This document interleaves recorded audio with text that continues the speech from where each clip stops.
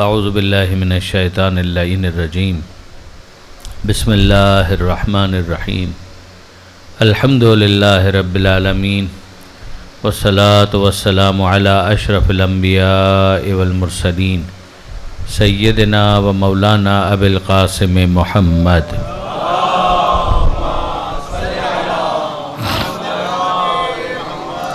وأہل بیتہ الطیبین الطاہرین المعصومین المظلومین المنتجبین المنتخبین المیامین لا سیما للامام المنتظر والحجۃ الثانی عشر الذین اذهب اللہ عنہم الرجس وطہرہم تطہیرا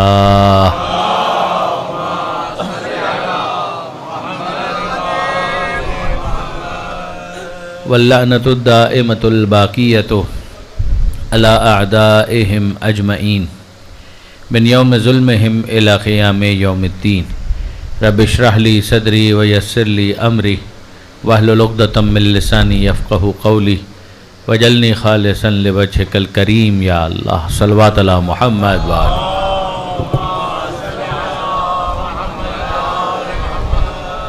اما بعد فقد قال اللہ سبحانہ وتعالی فی القرآن الحکیم بسم اللہ الرحمن الرحیم ومن یطع اللہ والرسول فاولئک مع الذین انعم اللہ علیہم من النبیین والصدیقین والشہداء والصالحین صلوات علی محمد وآل محمد۔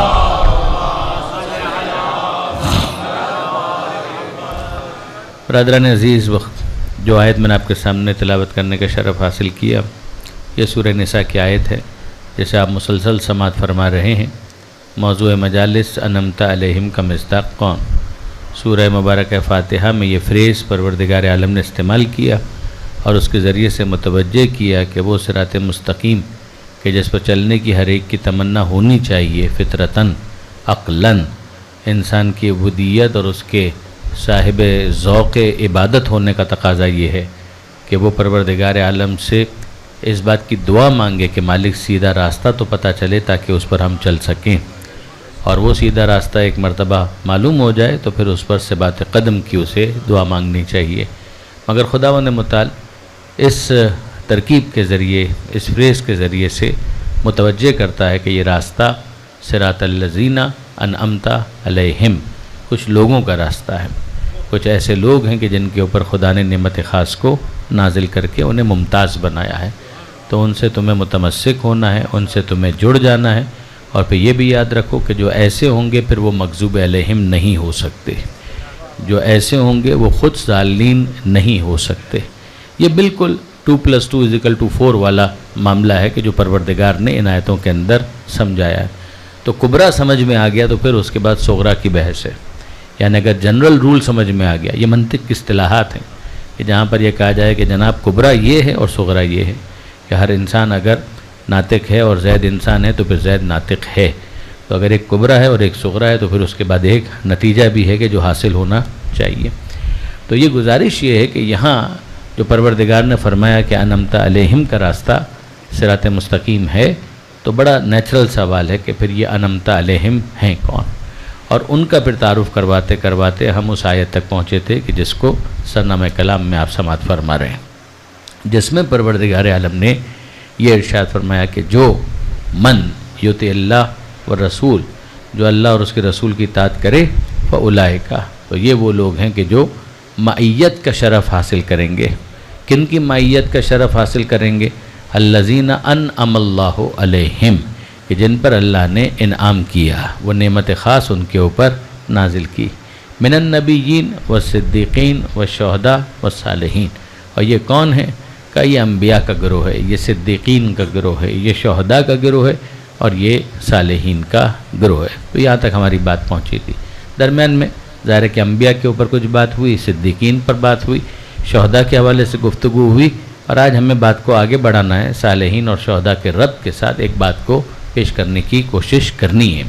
لیکن اس سے پہلے ذرا سا اس لفظ پر بھی توجہ کیجیے، جیسے کچھ میں نے گزارشات لفظ مع کے تعلق سے کل آپ کی خدمت میں عرض کی تھی کہ یہ جو معیت ہے یہ شیعت ہی کا دوسرا نام ہے، اور میں نے اس میں کوئی مبالغہ نہیں کیا۔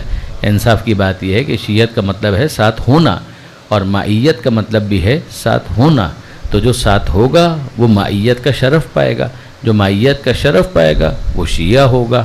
ہاں یہ ضرور ہے کہ یہ معیت وقتی نہیں ہونی چاہیے، فصلی نہیں ہونی چاہیے، موسمی نہیں ہونی چاہیے، اس کے اندر دوام ہونا چاہیے، کنسسٹنسی ہونی چاہیے، کنٹینیٹی ہونی چاہیے۔ جو جس کے ساتھ دائمی طور پر ساتھ ہو جائے گا، اس ساتھ کے نتیجے میں اس کو ہمیشہ کے لیے شیعہ کہا جائے گا۔ درود بھیجئے محمد و آل محمد۔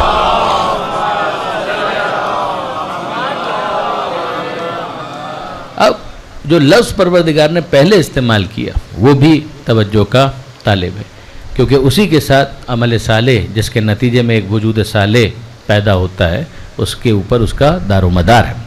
یہ اگر آپ غور فرمائیے گا تو آپ محسوس کریں گے کہ پروردگار نے لفظ اطاعت کی بات کی ہے، من یطع اللہ والرسول، کہ جو اللہ اور اس کے رسول کی اطاعت کرے، وہ ہیں معیت کے شرف سے مخصوص۔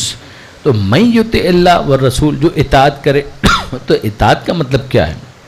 ظاہر ہے کہ اطاعت کا مطلب یوں اگر آپ دیکھیں تو ہم سبھی سمجھتے ہیں، اطاعت کا مطلب ہے اوبے کرنا، اطاعت کا مطلب ہے بات کو مان لینا۔ اطاعت قول کے حوالے سے زیادہ مشخص ہوتی ہے، جیسا کہ مفسرین نے بیان کیا کہ اطاعت کا جہاں جہاں تذکر آئے گا وہاں پر اللہ کا ذکر بھی آ سکتا ہے۔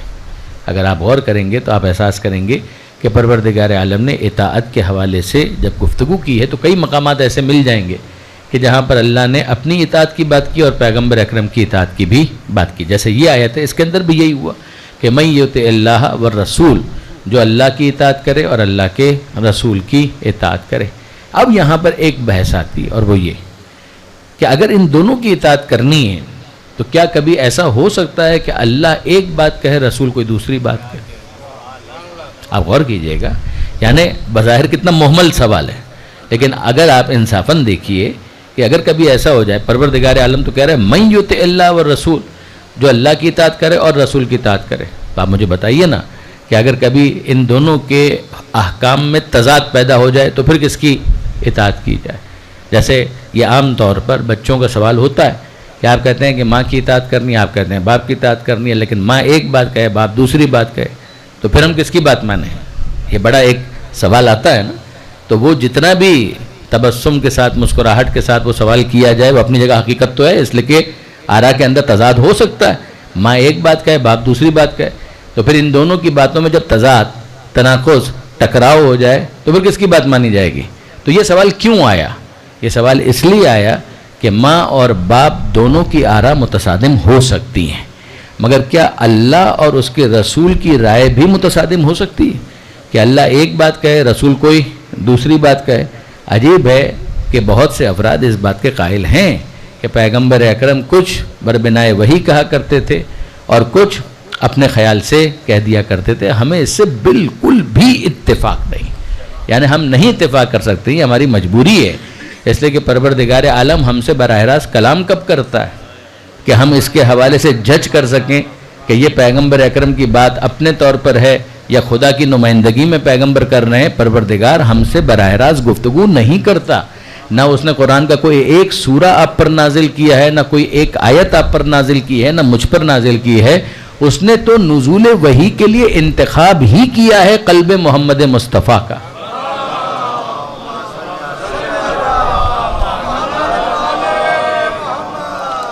وہ ایک مرتبہ مل کر درود بھیجیے گا محمد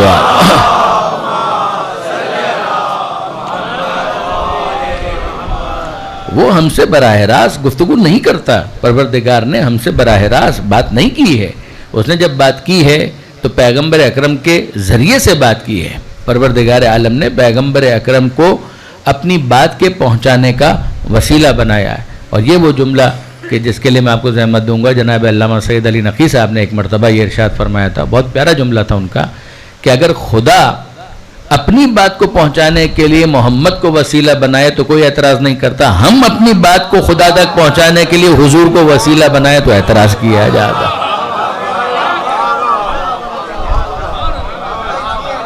درود بھیجیے گا محمد و آل محمد۔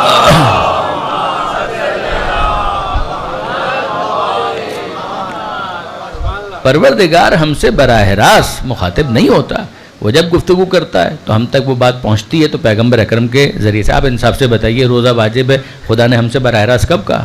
قرآن کے ذریعے سے کہا. تو قرآن کس پر نازل ہوا؟ قرآن میرے اور آپ کے دل پر تو نازل نہیں ہوا. اور پھر پروردگار عالم کا اس انداز سے اعلان کر دینا کہ وما ینطق عن الہویٰ، یہ ہمارا رسول اپنی خواہش نفس سے بات ہی نہیں کرتا، ان ہوا الا وحی یوحیٰ. تو یہ وہی ہے کہ جو اس پر نازل ہوتی ہے اور وہی ہی کو وہ لفظوں میں ڈھال کر تمہارے سامنے پیش کر دیتا ہے. کبھی وہی کبھی وہی کو اپنے لفظوں میں ڈھال کر. اگر وہ قرآن بن جائے تو لفظ بھی وہی جو کہ پروردگار نے نازل کیے تھے، اور اگر قرآن نہیں ہے تو پیغمبر اکرم کا کلام ہے. مگر پیغمبر اکرم کا کلام ترجمان ہے پروردگار عالم کی وحی کا. درود بھیجیے گا محمد و آل محمد.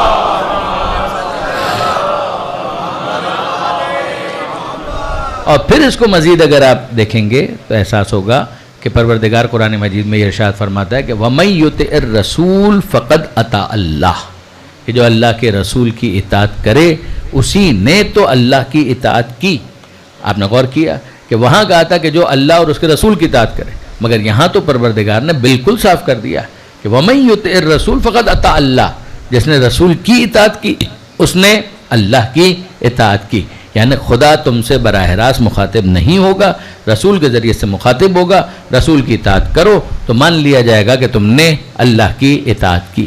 اب ذرا دیکھیے برادران عزیز، اس کے اندر کہ جن کو اطاعت نہیں کرنی ہوتی ہے وہ دو طرح کے ہوتے ہیں. ایک ہوتے ہیں کہ جو صاف صاف کہہ دیں کہ ہم اطاعت نہیں کرنا چاہتے، وہ کہتے ہیں ہم آپ کو رسول ہی نہیں مانتے، تو وہ مسلمان ہی نہیں ہوئے. ایک وہ ہے کہ جو مسلمان ہونے کا دعوے دار ہوتا ہے لیکن پھر اس کے بعد اسے اطاعت نہیں کرنی ہوتی، اور جب اطاعت نہیں کرنی ہوتی ہے تو بھی اس کا طریقہ کار ہوتا ہے کہ شرمندگی کے ساتھ اگر ایک انسان یہ کہہ دے کہ میں اطاعت نہیں کر پایا، معذرت خواہوں، آئندہ سے احتیاط کروں گا، اس کو ہم کہیں گے کہ یہ توبہ کی طرف کچھ مائل نظر آتا ہے، اصلاح کی طرف کچھ مائل نظر آتا ہے. کچھ افراد وہ ہوتے ہیں کہ جو بہت اوور اسمارٹ ہوتے ہیں، یا وہ منافق ہوتے ہیں یا پھر وہ اپنے آپ کو بہت زیادہ ایکسٹرا اسمارٹ یا اوور اسمارٹ سمجھ رہے ہوتے ہیں. اب یہاں پر میں اس کی ایک مثال آپ کے سامنے ضرور دینا چاہوں گا اور ایک مرتبہ پھر سہارا لوں گا سورہ مبارکہ بقرہ کا. درود بھیجیے گا محمد و آل محمد.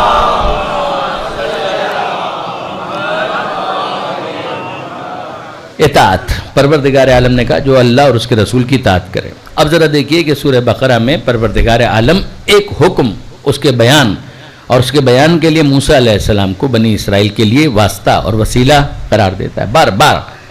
یہ وہی واقعہ ہے کہ جس کی وجہ سے سورہ بقرہ کو بقرہ کہا گیا. بقرہ یعنی گائیں، یعنی ایک تو اردو میں بکرا، بکرا نہیں بقرہ، بقرہ یعنی گائیں، کاؤ. یہاں پروردگار عالم ارشاد فرماتا ہے کہ موسیٰ علیہ السلام نے اپنی قوم سے کہا ان اللہ یأمرکم ان تذبحوا بقرہ. بھئی اطاعت کس چیز کی ہوگی؟ کوئی حکم دیا جائے گا اور اس حکم کی اطاعت کی جائے گی. ان اللہ یأمرکم ان تذبحوا بقرہ، اللہ تمہیں حکم دیتا ہے کہ تم ایک گائے کو ذبح کرو. حکم تو آ گیا، موسیٰ علیہ السلام بیان کر رہے ہیں حکم خدا کا. مخاطب کون ہے؟ بنی اسرائیل. موسیٰ کے ذریعے سے خدا نے مخاطب کیا بنی اسرائیل کو. حکم کیا کہ تمہیں حکم دیا جاتا ہے کہ ایک گائے کو ذبح کرو. انہوں نے کہا کہ اتتخذون ہزوا، اے موسیٰ کیا تم ہمارے ساتھ مذاق کر رہے ہو؟ اس میں مذاق کیا ہے؟ یعنی آپ انصاف سے مجھے بتائیے کہ موسیٰ علیہ السلام کہہ رہے ہیں گائیں ذبح کرو، اس میں مذاق کیا ہے؟ کیس یہ ہے برادران عزیز کہ اس قوم میں ایک جھگڑا ہوا جس کے نتیجے میں ایک شخص کو قتل کر دیا گیا. یہ خود آگے پروردگار عالم نے کہا کہ اس قتل تم نفسن فداراتم فیہا، جب تم نے کسی کو قتل کر دیا ایک بے گناہ کو اور پھر جھگڑنے لگے، ایک دوسرے کے اوپر الزام لگانے لگے کہ اس نے قتل کیا، وہ کہہ رہا ہے اس نے قتل کیا. یا تو معاملہ خدا قیامت کے لیے اٹھا لیتا، لیکن پروردگار نے فیصلہ کیا کہ اسے اسی دنیا کے اندر ایکسپوز کرنا ہے. تو پھر اس کا نتیجہ کیا نکلا کہ پروردگار عالم نے اس کو ایکسپوز کرنے کے لیے ایک طریقہ کار سجیسٹ کیا اور بتایا، حکم دیا کہ ان اللہ یأمرکم ان تذبحوا بقرہ، کہ اللہ تمہیں حکم دیتا ہے کہ گائیں ذبح کرو. کیس یہ چل رہا ہے کہ بھائی یہ شخص ہے، مقتول ہے، اس کا قاتل کون ہے؟ موسیٰ علیہ السلام کے پاس آ کر وہ سب کے سب بڑے ہی معذرت کے ساتھ یہ لفظ استعمال کر رہا ہوں کہ ننھے بن رہے تھے کہ پتہ ہی نہیں چل رہا کہ کون ہے قاتل. انہی میں قاتل موجود ہے اور بہتوں کو پتہ ہے، لیکن یہ کہ بہرحال سادہ لوہی کا ایسا مظاہرہ، موسیٰ ہمیں نہیں معلوم ہے یہ بیچارہ قتل ہو گیا، پتہ نہیں کون قاتل ہے، دیکھو اس بیچارے کے ساتھ یہ ہو گیا، اس بیچارے کے ساتھ یہ ہو گیا. تو اب موسیٰ علیہ السلام نے وحی کی روشنی میں یہ کہا کہ ان اللہ یامرکم ان تذبحوا بقرہ، اللہ تم سے کہہ رہا ہے، حکم دے رہا ہے کہ ایک گائے کو ذبح کرو۔ انہوں نے کہا تتخذنا ہزوا، اے موسیٰ کیا تم ہم سے مذاق کر رہے ہو؟ ہم قاتل کے بارے میں پوچھ رہے ہیں، تم ہم سے کہہ رہے ہو گائے ذبح کرو۔ ہم مقتول کے بارے میں پوچھ رہے ہیں کہ کس نے اس کے ساتھ یہ ظلم کیا، تم ہمیں کہہ رہے ہو گائے ذبح کرو، کیا تم ہمارے ساتھ مذاق کر رہے ہو؟ تو موسیٰ علیہ السلام کہتے ہیں اعوذ باللہ ان اکون من الجاہلین، میں اللہ کی پناہ طلب کرتا ہوں کہ میں جاہلوں میں سے ہو جاؤں۔ کیا میں ایسی کوئی بات کروں گا؟ یعنی خدا نے نہیں کہا اور میں تمہارے سامنے خدا کے نام پر کوئی بات پیش کر رہا ہوں، کیا میں ایسی بات کہوں گا؟ میں اللہ کی پناہ طلب کرتا ہوں۔ تو انہوں نے کہا کہ نہیں خدا سے پوچھئے کہ وہ گائے کیسی ہو، اپنے رب سے پوچھئے کہ وہ گائے کیسی ہو، ہم کو یہ حکم سمجھ میں نہیں آ رہا۔ حکم بڑا سمپل ہے، سادہ ہے، صاف ہے، جاؤ گائے کو لے کر آؤ، ذبح کرو۔ گائیں بازار میں بہت ساری ہیں، جا کر لے آؤ، کسی ایک گائے کو لاؤ، ذبح کرو۔ انہوں نے کہا نہیں ہم کو نہیں سمجھ میں آ رہا کہ یہ گائے کیسی ہو۔ تو اب موسیٰ علیہ السلام کہتے ہیں کہ اچھا ٹھیک ہے، پھر ہم پوچھ کے آتے ہیں، پوچھ کر آئے کہ خدا یہ کہتا ہے کہ لا فارد ولا بکر اوان بین ذالک، کہ وہ گائیں ایسی ہو کہ نہ بوڑھی ہو نہ بالکل جوان، بچیا بھی نہ ہو، درمیان کا معاملہ ہو۔ اب کرو، کام کرو، جلدی جلدی کرو، اس کو ذبح کرو۔ انہوں نے کہا کہ نہیں ابھی بھی ہم کو سمجھ میں نہیں آ رہا کہ اس کا معاملہ کیا ہے، یہ گائے ہمیں سمجھ میں نہیں آ رہی ہے۔ یبین لنا ما لونہا، آپ اپنے رب سے پوچھ کر آئیے۔ اب یہ طنز بھی دیکھیے کہ آپ اپنے رب سے پوچھ کر آئیے۔ پوچھنے کا ایک انداز ہوتا ہے نا کہ بھئی ہمارے رب سے پوچھئے، اگر واقعی سمجھ میں نہیں آ رہا تو ہمارے رب سے پوچھئے، ہمارے رب سے کہیے کہ ہماری حالت ذات پر رحم کریں، ہم نہیں سمجھ پا رہے۔ نہیں اپنے رب سے پوچھ کر آئیے، جائیے اپنے رب سے پوچھ کر آئیے کہ اس کا رنگ کیسے ہو۔ تو اب موسیٰ علیہ السلام کہتے ہیں کہ اچھا ٹھیک ہے پوچھتے ہیں۔ تو خدا سے پوچھ کر آئے تو خدا نے یہ جواب دیا کہ ان سے کہو کہ اس کا رنگ کیا ہو، صفرا، یلو کلر کی ہو، زرد کلر کی ہو، فاقع لونہا، کھلتا ہوا رنگ ہو، تسر الناظرین، دیکھنے والوں کو بھلا لگے۔ اب کرو جو کہہ دیا ہے اس کے اوپر عمل کرو۔ تو انہوں نے کہا کہ نہیں ان البقرہ تشابہ علینا، یہ گائیں جو ہے یہ تو بالکل ہمارے لیے سسپیشیس سی ہو گئی ہے، ڈاؤٹ فل ہو گئی ہے، ہم کو سمجھ میں نہیں آ رہا کہ کون سی ہے گائیں۔ یہ تو سمجھ میں آ گیا کہ نہ بوڑھی نہ جوان، یہ بھی سمجھ میں آ گیا کہ یلو کلر کی، لیکن نہیں still we need some clarification, اس کے فیچرز بتائیے، کچھ اور بتائیے تو پتہ چلے۔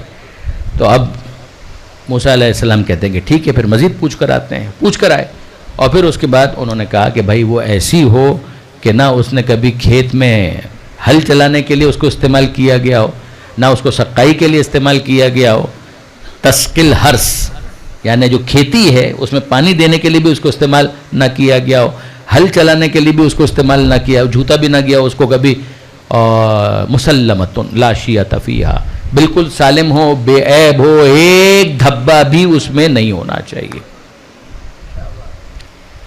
اب آپ غور فرمائیے، اس جواب کے بعد انہوں نے کہا کہ الان جئت بالحق، کہ ہاں موسیٰ اب جو آپ نے بات کہی ہے اب آپ حق لے کر آئیں۔ یعنی اس سے پہلے کیا لے کر آئے تھے؟ الان جئت بالحق، یعنی اب آپ نے صحیح بات کہی ہے، اب بات بالکل واضح ہو گئی۔ اس سے پہلے ہم کو یہ بات سمجھ میں نہیں آ رہی تھی۔ پہلے مرحلے میں ان کو بتایا گیا، یعنی حکم دیا گیا، منع کیا کہ وضاحت کریں، کہ وضاحت کی گئی، اس کا سن سال ایسا ہو، جوان بھی نہ ہو، بوڑھی بھی نہ ہو، درمیان کا معاملہ ہو۔ پھر اس کے بعد اس کا رنگ کیسا ہو، دوسرا مرحلہ، یعنی انہوں نے کہا کہ پہلی مرتبہ میں ہم کو حق سمجھ میں نہیں آیا، دوسری مرتبہ ان کو سمجھایا گیا رنگ اس کا زرد رنگ کا ہو، تسر الناظرین، کھلا کھلا ہو۔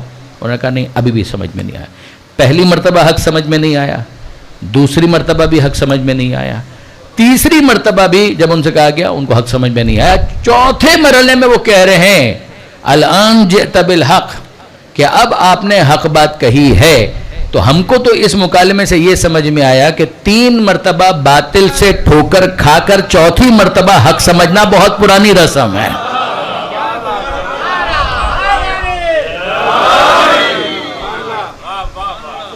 الان جئت بالحق، اب آپ حق لے کر آئیں، فذبحوها وما كادوا يفعلون، تو پھر انہوں نے ذبح کیا ورنہ وہ یہ کرنے والے نہیں تھے۔ اب آپ ذرا غور فرمائیے برادران عزیز کہ حکم بڑا سمپل تھا مگر انہوں نے اس کو بنایا چیستان، ورنہ سمپل سا حکم تھا، اس پر عمل کرتے، مصاب بھی ہوتے، ثواب بھی ملتا، خدا راضی بھی ہو جاتا، اور وہ کسی حد تک اس کیٹیگری میں جانے کے لیے کوالیفائی کرتے کہ اب اطاعت بھی کر لی انہوں نے یہ ایک مرتبہ کی اطاعت پھر آگے اطاعت کرتے رہتے تو مع الذین ان لوگوں کی مائیت ان کو حاصل ہو جاتی، لیکن نہیں، انہوں نے نہیں کیا۔ اب اس کے بعد ذرا دیکھیے، حکم بھی کمپلیکیٹڈ ہو گیا۔ اب جو حکم ہے وہ اتنا سادہ نہیں رہا کہ ایک سادہ سی گائے کو لائیے اور اس کو ذبح کیجیے اور بات ختم، نہیں۔ اب انہوں نے خود اس کو جب اتنا بڑا مسئلہ بنایا تو بہت مہنگی گائیں اس کو وہ لے کر آئے جس کے اندر یہ ساری کوالٹیز بھی ہونی چاہیے۔ تو اب پروردگار نہیں مانتا، وہ جو کہا جاتا ہے کہ اسٹچ ان ٹائم سیوز 9، کہ وقت پر ایک ٹانکا لگا لیا جائے تو بعد میں 9 ٹانکے نہیں لگانے پڑتے۔ وہ آسان سا حکم تھا، گائیں ذبح کرتے تھے، نہیں کی تو اب یہ اتنی مہنگی گائے ان کو خریدنی پڑ گئی۔ لطف آگے کہ پروردگار عالم یہ ارشاد فرماتا ہے کہ ابھی وہ مقتول کا مسئلہ تو حل ہی نہیں ہوا۔ مقتول کا جو مسئلہ تھا وہ تو اسی طریقے سے ہے، گائے کو ذبح تو کروا لیا، اب اس گائے کے ذبح ہونے کے بعد اس مقتول کے ساتھ اس کا ربط کیا تھا؟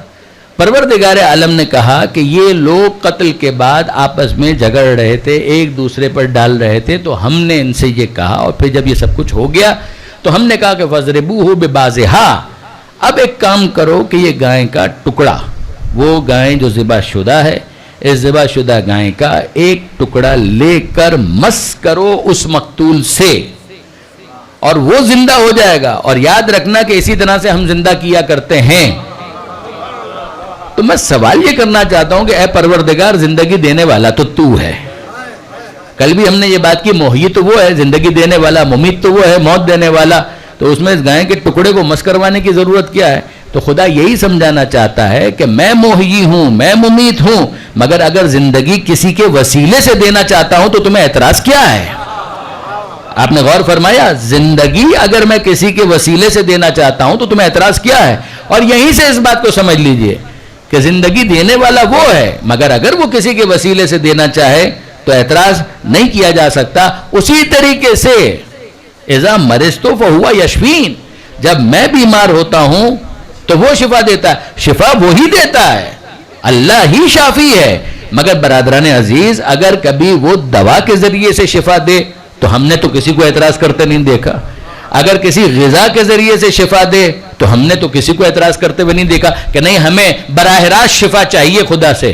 یہ کیا کہ آب و ہوا میں جائیں اور پھر آب و ہوا کے وسیلے سے ہمیں شفا ملے، یہ کیا کہ دوا کھائیں اور پھر دوا کے وسیلے سے ہمیں شفا ملے، یہ کیا کہ فلاں غذا کھائیں اور پھر غذا کے وسیلے سے ہمیں شفا ملے، ہمیں تو براہ راست شفا چاہیے۔ تو سب کہیں گے کیسی غیر معقول بات کر رہے ہیں، یہ غذا بھی تو خدا ہی نے بنائی ہے، یہ دوا بھی تو خدا ہی نے پیدا کی ہے، یہ آب و ہوا میں بھی خدا ہی نے اثر رکھا ہے، تو یہ سب کو سمجھ میں آ جاتا ہے۔ اب میں آپ سے پوچھتا ہوں کہ ذرا اس پورے واقعے کو دیکھیے اور پھر اس کے بعد شفا کے تعلق سے دیکھیے کہ وہ خدا جو زندگی دیتا ہے مگر زندگی دینے کے لیے کسی کو بھی وسیلہ بنائے، یہ اس کا اختیار ہے۔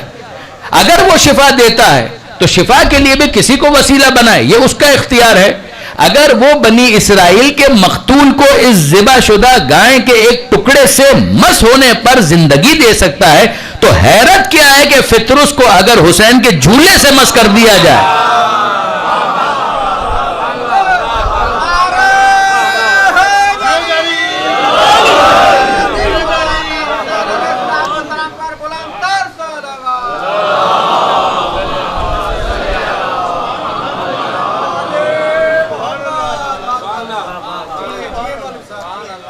دعا آپ کی قبول ہو گئی، خدا نے شفا دے دی تو آپ وسیلہ بن گئے، تو کیا اس میں کوئی اعتراض ہے؟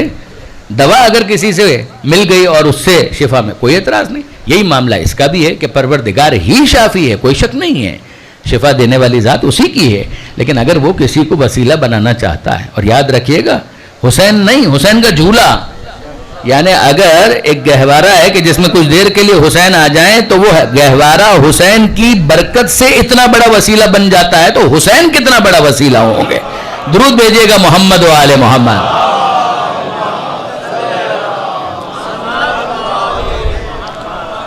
تو اب یہاں پر ہم کو سمجھ میں آیا کہ پروردگار عالم جس چیز کو پسند کرتا ہے وہ یہ ہے کہ جب کوئی چیز کہی جائے تو اس کو قبول کرو، اس میں پھر اتنا زیادہ اس کو کمپلیکیٹڈ بنا کر اپنی جان خود ہلکان کیوں کر رہے ہو، کیوں اپنے آپ کو اتنا پریشان کر رہے ہو؟ ایک حکم ہے، اس حکم کے بارے میں وضاحت آ چکی تو بس اس کو مانو اور اس کے بعد اپنی جان بھی آسان کرو اور اگلے مرحلے کے لیے کوالیفائی کر جاؤ، کیوں اپنے آپ کو پریشان کرتے ہو؟ یہ بات اگر کچھ واضح ہوئی تو اب آئیے، پروردگار فرماتا ہے کہ مع الذین انعم اللہ علیہم، من النبیین والصدیقین والشہداء والصالحین. یہ کون ہے؟ انبیاء، صدیقین، شہداء، صالحین. انبیاء پر بات ہوئی، صدیقین پر بات ہوئی، شہداء پر کچھ بات ہوئی، صالحین. صالح کون ہے؟ صالح وہ ہے کہ جس کی خون میں عمل صالح کرنا اس طرح سے رچ بس جائے کہ اسے عمل صالح کے انجام دینے میں کوئی تنگی محسوس نہ ہو. بہت توجہ کیجئے گا. ایک ہے کہ کسی موقع پر ایک انسان عمل انجام دے اور وہ عمل صالح ہے، بے شک وہ عمل صالح. دیکھیں جیسے آپ کہتے ہیں سخی، اور ایک ہے صدقہ دینے والا. ہر صدقہ دینے والا سخی نہیں ہوتا. سخی صدقہ دیتا ہے لیکن ہر صدقہ دینے والا سخی ہو یہ کوئی ضروری نہیں ہے. سخاوت ایک صفت ہے جو نفس میں راسخ ہو جائے اور اس طرح سے راسخ ہو جائے کہ انسان اس عمل کے انجام دینے میں اپنے دل میں کوئی تنگی محسوس نہ کرے، انریسٹ فیل نہ کرے. اگر یہ کیفیت آ گئی تب وہ سخی کہلائے گا، تب وہ سخی کہلائے گا. یعنی اگر فرض کیجئے کہ اس نے کسی استاد کا درس سن لیا، مولانا کی مجلس سن لی، کوئی قرآن کی آیت پڑھ لی، تھا کنجوس، لیکن یہ کہ جب اس نے یہ پڑھ لیا تو اپنی جیب سے 5 روپے نکال کے کسی غریب کو دے دیے. کام اچھا ہے، ہم اس کام کو برا نہیں کہیں گے، یہ کام اچھا ہے. یہ عمل صالح ہے. مگر عمل صالح کرنے والا کیا علی الاطلاق صالح بھی کہلائے گا؟ عمل صالح کرنے والا صالح اس وقت کہلائے گا کہ جب یہ عمل صالح اس کی صفت بن جائے. اب اس کے لیے زحمت نہیں ہے.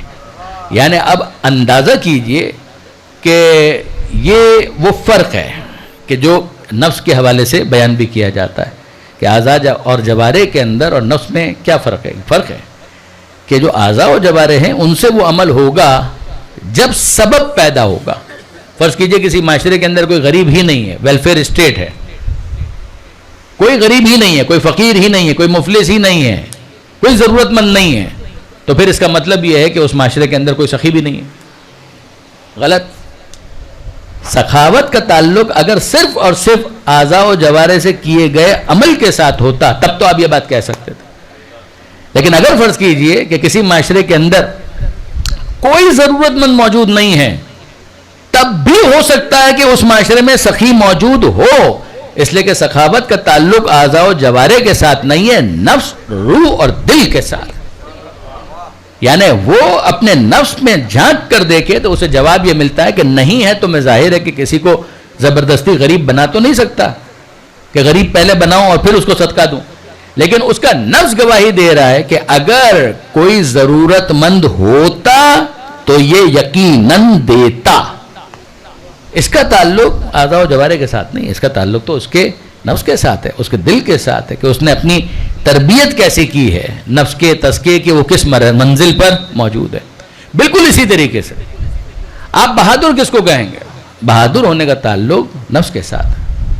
کسی ایک موقع پر میدان میں جا کر کوئی کارنامہ انجام دینا وہ کام اچھا ہے، اس کام کو ہم برا نہیں کہیں گے.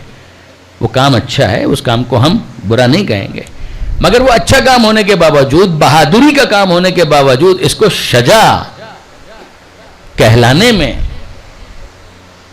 یقیناً پہلا پتھر تو ہو سکتا ہے، تمہید تو ہو سکتی ہے، مگر یہ بہادر ہو یہ کوئی ضروری نہیں ہے. تو ایک مرتبہ کی بہادری سے کوئی بہادر نہیں بنے گا اور ایک مرتبہ بھاگ جانے سے کوئی بزدل بھی نہیں بنے گا. ہو سکتا ہے کہ اس موقع پر واقعاً کوئی ایسی بات ہو گئی ہو کہ جس کی وجہ سے وہ ثابت قدم نہیں رہ پایا، تو ہم اس کو اس موقع پر صرف ایک مرتبہ اگر کوئی بھاگ جائے تو ہم اس کو بزدل بھی نہیں کہیں گے. تو اب آپ غور فرمائیے کہ بہادر کس کو کہیں گے اور بزدل کس کو کہیں گے؟ بہادر اس کو کہیں گے کہ جو ایک مرتبہ نہیں، بار بار کبھی بھی اگر موقع آئے تو بڑھ بڑھ کر حملہ کرنے والا ہو، کبھی آپ اس کو پیچھے جاتا ہوا محسوس نہ کریں. اور بزدل اس کو کہیں گے کہ جو ایک مرتبہ میدان سے فرار اختیار نہ کرے، احد میں دیکھیں تو بھاگ رہا ہو، حنین میں دیکھیں تو بھاگ رہا ہو، جب بار بار وہ بھاگتا ہوا نظر آئے تب ہم اس کو بزدل کہتے ہیں. ہم بھی اتنی آسانی کے ساتھ نہ کسی کو کرار کہتے ہیں نہ کسی کو فرار کہتے ہیں. درود بھیجیے گا محمد و آل محمد.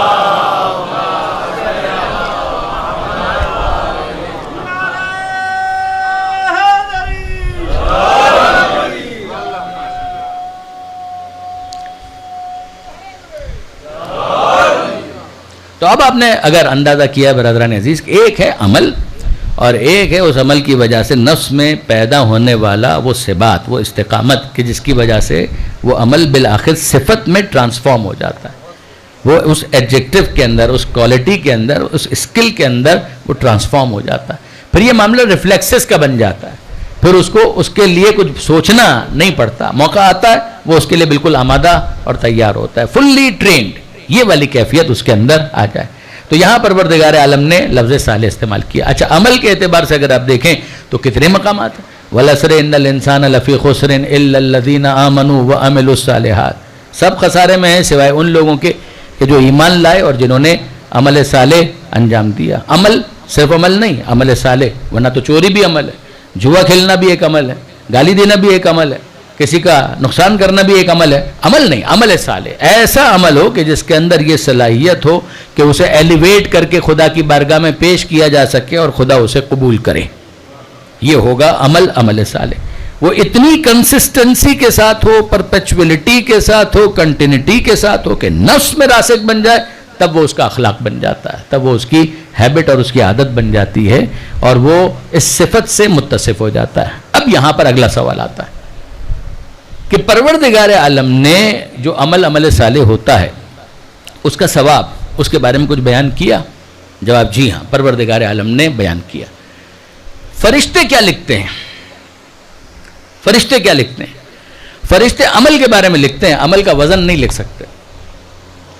فرشتے جو لکھتے ہیں وہ عمل تو لکھ سکتے ہیں، اس کی ڈیٹیلز لکھ سکتے ہیں، لیکن یہ کہ اس کا وزن کتنا ہے یہ فرشتے نہیں لکھ سکتے. اس کا فیصلہ کون کرے گا؟ اب میں آپ کی خدمت میں عرض کرتا ہوں کہ ذرا دیکھیے کہ پروردگار عالم قرآن مجید کے اندر ارشاد فرماتا ہے من جاء بالحسنہ فلہ خیر منہا، کہ اگر کوئی ایک نیکی بھی کرے، لے آئے، تو اس کا ثواب اس سے بہتر ہوگا. یعنی اس سے بہتر ہوگا کا مطلب کیا ہے؟ اگر کسی نے ایک صدقہ دیا ہے، کسی نے کسی کو روٹی کھلائی ہے، کسی نے کسی کو کوئی اچھا مشورہ دیا ہے، کسی نے کسی کو بچایا ہے، کسی نے کسی کے سر پر دست شفقت، یہ جتنے بھی اعمال ہیں، نماز، روزہ، جتنی چیزیں ہیں عزاداری کا، اس کے بارے میں کہا جا رہا ہے کہ جو ایک نیکی کرے گا فلہ خیر منہا، تو اس کو اس کا اجر اس سے تو بہتر ہی ملے گا کہ جو اس نے کیا ہے. مگر سوال یہ پیدا ہوتا ہے کہ اس کا اجر تھا کیا کہ جس سے بھی بہتر اس کو ملنے والا ہے؟ یہ نہیں بتایا. اس سے بہتر ملے گا کہ جو اس نے کیا ہے.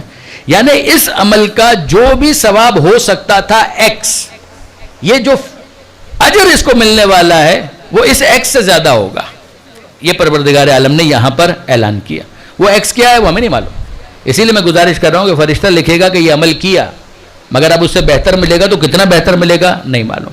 کیا کوئی دوسرا مقام کہ جہاں پر کچھ پروردگار نے کوانٹیفائی کیا ہو عدد کے اعتبار سے؟ جواب جی ہاں. بہت مشہور آیت ہے، من جاء بالحسنہ فلہ عشر امثالہا. اگر کوئی ایک نیکی کرے گا تو 10 برابر تو اسے ثواب ملے گا ہی. وہاں پر کہا تھا کہ جو بھی اس کا اجر ہوگا وہ اس سے بہتر ہوگا. کتنا بہتر ہوگا نہیں بتایا تھا. یہاں پروردگار نے اس کو کوانٹیفائی کیا، عدد بتایا کہ 10 ٹائمز تو زیادہ اس کو ثواب ملے گا ہی. اور پھر ساتھ ہی ساتھ لطف پروردگار آپ دیکھیے کہ من جاء بالسیئہ، اگر کسی نے کوئی برا کام کیا تو اس کو اتنا ہی عذاب ملے گا، اس سے زیادہ نہیں ملے گا. یہ پروردگار کا ایک کرم ہے. تو خدا نے طے کر دیا کہ نیکی کا اتنا ثواب ہے، برائی کا اتنا عذاب ہے، مگر جو برائی کا عذاب طے کیا اتنا ہی، لیکن جب ایگزیکیوٹ کرے گا، جب عملی طور پر دے گا، تو نیکی کا ثواب جو طے کیا تھا اس سے 10 برابر بڑھا کر وہ ضرور دے گا. تو ہم کو سمجھ میں آ گیا کہ منیمم اتنا اضافہ تو ہو گیا. اچھا اب یہاں پر رکیے، ایک مرتبہ درود بھیجیے گا محمد و آل محمد.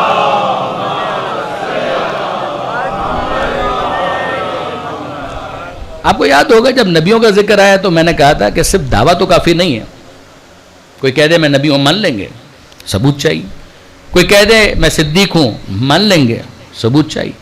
صرف قتل ہو جانا شہید نہیں بناتا، کل ہی بات آئی تھی، ثبوت چاہیے. یہ معاملہ یہاں پر بھی ہے، یہ معاملہ یہاں پر بھی ہے. صرف کسی کے کہہ دینے سے کیا وہ عمل صالح بن جائے گا، یا اس کے لیے بھی کوئی معیار ہے؟ اب سنیے یہاں پر یہ آیت ابھی میں نے آپ کے سامنے عرض کی صالحین کے عمل صالح کے تعلق سے. پھر سنیے جس نے ایک نیکی کی تو 10 برابر ثواب تو ملے گا، بالکل ٹھیک ہے، اور جس نے ایک برائی کی تو عذاب اتنا ہی ملے گا، گناہ اتنا ہی ہوگا کہ جتنا اس کا طے ہوا تھا، اس سے زیادہ نہیں ہوگا، بالکل ٹھیک ہے۔ اب آئیے چھٹے امام، امام جعفر صادق علیہ السلام۔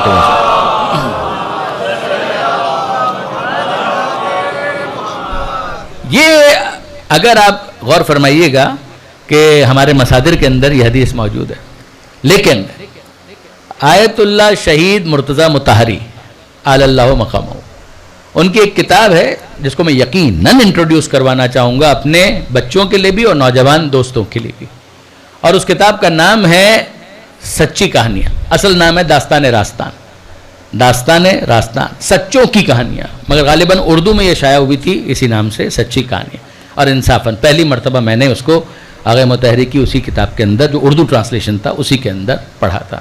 بہت خوبصورت کتاب، 2 جلدوں میں، جس کے اندر انہوں نے داستانوں کو جمع کیا ہے، مگر کیا خوبصورت ان کا کلیکشن ہے، یعنی ان کا ویژن پتہ چلتا ہے کہ انسان داستان پڑھ رہا ہے، داستان پڑھنے میں اسے ایک انٹرسٹ بھی آتا ہے، اور اس سٹوری ریڈنگ کے دوران اسے میسج بھی ملتا چلا جاتا ہے۔ تو ہمارے مصادر کے اندر یہ چھٹے امام کی روایت موجود ہے، مگر میں نے اس کو سب سے پہلے وہاں پر پڑھا تھا، اور میں نے مناسب سمجھا کہ اس کتاب کو بھی آپ کے ساتھ شیئر کیا جائے۔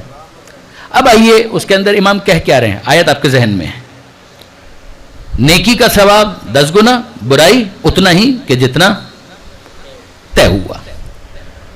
چھٹے امام فرماتے ہیں کہ بھائی ایک خود چھٹے امام خود بیان کر رہے ہیں، یعنی کسی نشست کے اندر چھٹے امام خود بیان کر رہے ہیں کہ ایک شخص تھا کہ جس کے بارے میں بڑی شہرت معاشرے کے اندر تھی کہ یہ بہت نیک پارسا انسان ہے، بہت ہی درویش صفت انسان ہے، اور بڑی شہرت، یعنی جس کو دیکھو آ کر اس کی تعریف کر رہا ہے، جس کو دیکھو آ کر اس کی تعریف کر رہا ہے، اس کے قصیدے پڑھ رہا ہے۔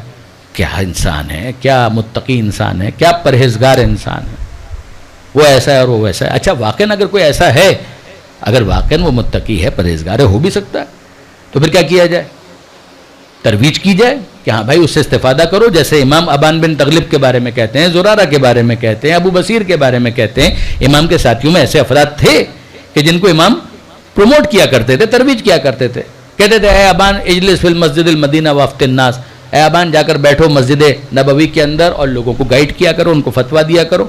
فإنی احب ان یری فی شیعتی مثلک، مجھے تو پسند ہے کہ تم جیسے اور بھی میرے شیعوں میں سے ہوں کہ جو لوگوں کو گائیڈ کر سکیں۔ تو اگر ایسا کوئی ہے تو اس کو ٹیسٹ کیا جائے، اس کا امتحان لیا جائے، پتہ چل جائے تو ٹھیک ہے، پھر تو لوگوں کو کہا جائے کہ ٹھیک ہے ان سے استفادہ کیا کرو، ہمارے معتمد علیہ ہیں۔ لیکن اگر ایسا نہیں ہے تو کچھ اور معاملہ ہوگا، تو پھر ایسا نہ ہو کہ وہ لوگوں کی گمراہی کا باعث بن جائے۔ تو اب ہوا یہ کہ امام فرماتے ہیں کہ مجھے تجسس ہوا۔ اچھا ہر چیز کے اندر آپ علم امامت کو درمیان میں مت لائیے گا، علم امامت کے استعمال کا اپنا موقع اور اپنا محل ہے۔ تو امام نے کہا کہ مجھے تجسس ہوا کہ میں ذرا دیکھوں تو صحیح کہ یہ معاملہ کیا ہے۔ اچھا اب تجسس ہوا تو کہاں دیکھیں؟ گھر میں جھانک کے، وہ شرعاً حرام ہے، وہ تو پرائیویٹ لائف ہے، کسی کی زندگی، وہ اپنے گھر میں کیا کر رہا ہے، کمرے میں کیا کر رہا ہے، وہ اس کے خدا کا معاملہ ہے۔ کسی کے لیے اس بات کی گنجائش نہیں ہے کہ وہ دوسرے کی پرائیویٹ لائف کے اندر انٹروین کرے یا پینیٹریٹ کرنے کی کوشش کرے، کوئی گنجائش نہیں۔ چادر اور چار دیواری کا جو تحفظ کہا جاتا ہے وہ بالکل اسٹیبلشڈ اپنی جگہ پر ایک ویلیو ہے۔ اچھا اب اگر معاملہ گھر کے اندر کا ہو کچھ بھی نہیں، اسے تو نہیں چیک کیا جا سکتا، لیکن اگر سڑک کا ہے وہ تو پبلک پلیس ہے، وہاں پر تو جو کچھ ہو رہا ہے ملائے عام میں ہو رہا ہے، سب کے سامنے ہو رہا ہے۔ تو چھٹے امام فرماتے ہیں کسی نے مجھے متوجہ کیا کہ مولا وہ جس شخص کی بات ہو رہی تھی وہ یہ ہے، سڑک پر وہ کھڑا ہوا تھا، لوگوں کا ہجوم تھا، اور کچھ دیر کے بعد لوگ ہٹ گئے۔ امام کہتے ہیں کہ مجھے تجسس ہوا کہ میں دیکھوں کہ اس کا کیا انداز ہے، ذرا دیکھوں، چیک کروں۔ تو امام فرماتے ہیں کہ میں نے دیکھا کہ یہ شخص گیا ایک نانبائی کی دکان پر، ایک تندور پر کہ جہاں پر روٹیاں بکتی ہیں، تو میں نے جا کر دیکھا کہ وہ اس سے باتیں کر رہا ہے، اور نظر بچا کے اس نے 2 روٹیاں اپنی ابا میں چھپا لی، 2 روٹیاں اس نے اپنی ابا میں چھپا لی۔ تو میں حیران ہوا کہ اگر یہ خریدنا چاہتا تھا تو چھپانے کی کیا ضرورت تھی، اس کو تو قیمت دینی چاہیے تھی اور لے لینا چاہیے تھا، یہ کیا کیا اس نے، سمجھ میں نہیں آیا۔ آگے بڑھے، پھل فروش، میوہ فروش، اس کی دکان پر وہ گیا، اور یہی ایکشن ریپلے، سیم ایپیسوڈ وہاں پر ریپیٹ ہوا۔ وہاں پر روٹی کے ساتھ تھا یا 2 انار کے ساتھ ہوا کہ اس نے نظر بچا کے پہلے کوئی باتیں کرتا رہا، اور پھر جب دکاندار کی نظریں دوسری طرف ہوئی تو اس نے 2 انار اٹھائے اور اپنی ابا کے اندر چھپا لی، تو 2 روٹیاں بھی آ گئیں اور 2 انار بھی آ گئے۔ کہا اب امام فرماتے ہیں کہ کھلم کھلا یہ سب کچھ ہو رہا تھا، لیکن بہرحال ابھی ہم دیکھ رہے تھے کہ کیا ہوتا ہے، چلو ہو سکتا ہے کوئی بعد میں یہ پیمنٹ کرے یا کوئی اور معاملہ ہو، دیکھیں کیا ہوتا ہے۔ اب اس کے بعد وہ آگے بڑھا، 2 روٹیاں اس نے ابا میں چھپائیں، 2 انار اس نے ابا میں چھپائے، اور اب وہ آگے بڑھا، اور آگے بڑھنے کے بعد اب اس نے کیا کیا، ایک غریب مفلوق الحال لاچار قلاش مفلس انسان نظر آیا، بیچارہ معذور سا بیمار سا، تو وہ اس کے پاس بیٹھا، 2-4 اچھی باتیں کی، اور اس کے بعد 2 روٹیاں اور دونوں انار نکال کر اس کو دے دیے۔ خود نہیں کھایا، دونوں روٹیاں اس کو دے دی اور دونوں انار بھی اس کو دے دی، اور پھر اس کے بعد وہ آگے بڑھ گیا۔ جب وہ آگے بڑھ گیا تو امام نے کہا کہ اب میں نے سوچا کہ میں اس سے جا کر استفسار کر لوں کہ یہ کیا معاملہ تھا بھائی، تو میں اس کے پاس گیا اور میں نے کہا کہ اے مرد، جو بھی رسمی سیلوٹیشنز ہوتے ہیں اس کے بعد، کہ شخص آج میں نے کچھ عجیب چیزوں کا مشاہدہ کیا، تجھ سے کچھ عجیب چیزوں کا مشاہدہ کیا۔ تو وہ کہتا ہے کہ کیا آپ نے مشاہدہ کیا؟ کہ میں نے مشاہدہ یہ کیا کہ تو نے 2 روٹیاں اس تندور والے سے نظر بچا کے لیں، پھر 2 انار لیے اور لے جا کر تو نے ایک مستحق کو دے دیے۔ فاتحانہ مسکراہٹ اس کے چہرے پر آئی، فاتحانہ مسکراہٹ، کہ جیسے کوئی بہت بڑا اس نے کارنامہ کیا ہے، اور ویسے تو وہ چھپانا چاہ رہا تھا، لیکن یہ کہ بہرحال خدا ہے کہ جو نیکی کے کاموں کو ظاہر ہے کہ لوگوں کے سامنے آشکار کر دیتا ہے۔ تو اسی طریقے سے میری نیکی، میں نے تو بہت چاہا کہ اس کے اوپر پردہ رہے، لیکن یہ کہ پروردگار خدا کے کام تو خدا ہی کرتا ہے، تو خدا بند متعال نے نیکی کے ان کاموں کو لوگوں کے سامنے آشکار کر دیا۔ تو اس نے کہا کہ آپ کو اس میں کیا سمجھ میں نہیں آیا؟ کہا کہ یہ کام بہت عجیب تھے، روٹیاں پھر انار اور لے جا کر تو نے دے دیے ایک غریب کو، سمجھ میں نہیں آیا۔ اور پھر اب وہ مسکراہٹ جو فاتحانہ مسکراہٹ تھی، اب اس میں طنز بھی شامل ہو گیا، اور اب اس کے بعد کہا کہ محسوس ہوتا ہے کہ آپ جعفر ابن محمد ہیں۔ کہا جی ہاں، جعفر ابن محمد ہی میرا نام ہے۔ کہا میں حیران ہوں، سید ہیں، آل محمد میں سے ہیں، اہل بیت میں سے ہیں، اور قرآن کی اتنی بنیادی تعلیم ہے کہ جس کو آپ سمجھ نہیں پائے۔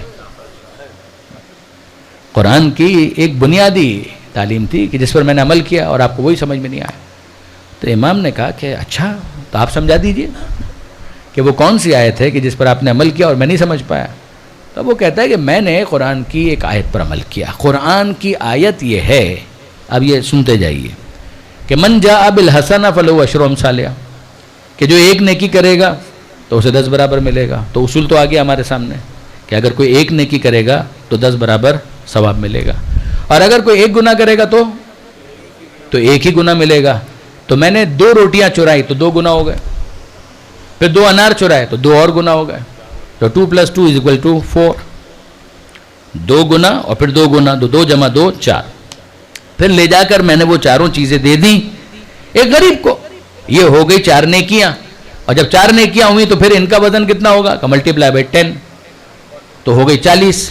40 میں سے وہ 4 مائنس کر دیجئے تو بچ گئی 36۔ یعنی آپ پھر یہ آپ اکاؤنٹنگ دیکھ رہے ہیں کیا ہو رہی ہے اس کے اندر۔ 2 روٹیاں چرائیں 2 گناہ، 2 انار چرائے 2 اور گناہ، تو 2 + 2 = 4۔ پھر وہ چاروں لے جا کر میں نے دے دی ایک غریب کو، یہ ہو گئی 4 نیکیاں، ان کا وزن ہوگا 10 ٹائمز تو 40۔ ان 40 میں سے 4 کو مائنس کر دیا تو بچ گئے 36۔ تو میری بیلنس شیٹ کے اندر اس وقت نیٹ پروفٹ 36 ہے، after the adjustments of all the liabilities, یہ ساری لائبلٹیز وغیرہ ایڈجسٹ کرنے کے بعد اب میری بیلنس شیٹ کے اندر جو نیٹ پروفٹ موجود ہے وہ ہے 36۔ اب بتائیے کیسا لگا آپ کو؟ یقین جانیے کہ اگر حسبنا کتاب اللہ کوئی کہتا ہے تو اس کا یہی حشر ہونا چاہیے، اس کا یہی حشر ہونا چاہیے۔ جب اس نے اپنی پوری بیلنس شیٹ امام کے سامنے پیش کر دی تو اب ظاہر ہے کہ بیلنس شیٹ ہے تو آڈٹ بھی تو ہونا چاہیے۔ اگر بیلنس شیٹ پریزنٹ ہو رہی ہے تو اس کا آڈٹ بھی تو ہونا۔ وہ تھا اکاؤنٹنٹ اور امام تھے چارٹرڈ اکاؤنٹنٹ، وہ اکاؤنٹنٹ تھا اور امام تھے چارٹرڈ اکاؤنٹنٹ۔ تو امام نے اب آڈٹ کرنا شروع کیا کہ افسوس تیرے حال پر، یہ کون سی بیلنس شیٹ ہے کہ جو تو پریزنٹ کر، الفاظ میرے ہیں، یہ مت کہیے گا کہ واقعے کے اندر دکھائیے کہ امام نے بیلنس شیٹ کب کہا۔ یعنی میں اس بدذوقی کی توقع نہیں کرتا آپ سے، لیکن یہ کہ بہرحال کبھی کبھی کچھ ایسا ہو جاتا ہے. تو جیسے امام نے اس کو آڈٹ کیا کہ افسوس تیرے حال پر، یہ تو نے کیا کیا؟ کہا میں نے کیا کیا، میں نے تو سیدھا سیدھا حساب کتاب آپ کے سامنے بیان کیا ہے. 40 میں سے 4 نکالیے 36 بچتے ہیں، اس میں کون سا مشکل حساب کتاب ہے، سمپل تو ہے. تو امام فرماتے ہیں کہ پہلی بات میرے دوست کہ اللہ یہ ارشاد فرماتا ہے کہ انما یتقبل اللہ من المتقین، کہ اللہ تو قبول ہی اس سے کرتا ہے کہ جس کے اندر تقوی ہو. اللہ تو قبول ہی اس سے کرتا ہے کہ جس کے اندر تقوی ہو. جب تو نے چوری کی تو چوری کرنے کے بعد تقوی تو ہو گیا رخصت. دوسری بات یہ ہے کہ جو تو نے چرایا وہ تیرا گناہ تھا، یہ تو نے بھی اعتراف کر لیا، یعنی یہاں تک تو ریکنسیلیشن ہو گیا کہ وہ 4 گناہ تو ہیں، یہ 4 گناہ ہیں، اس کو تو نے بھی قبول کیا. اب یہ 4 گناہ کے بعد جو نیکی تو تلاش کر رہا ہے، تو اپنا مال ہو اور کسی کو دو تب وہ نیکی کہلاتی ہے. جب کسی اور کا مال ہو تو جب تک اس کی اجازت نہ ہو کسی اور کو دیا نہیں جا سکتا. تو 4 چیزیں چرائیں، وہ 4 گناہ ہوئے. مالک سے پوچھے بغیر اس کی چیز کسی اور کو دے دی، یہ 4 اور گناہ ہوئے. تو ان 4 میں ان 4 کو جمع کرو تو 8 گناہ تو تیری بیلنس شیٹ میں موجود ہے. نیکی کے باب میں 0، کوئی نیکی موجود نہیں ہے. درود بھیجیے گا محمد و آل محمد.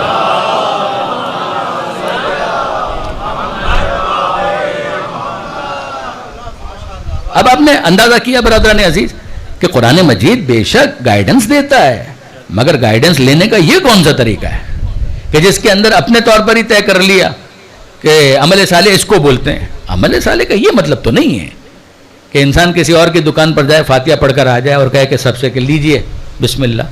یہ کیا ہے؟ یہ تو محاورہ بھی ہے اردو کے اندر اس طرح کا.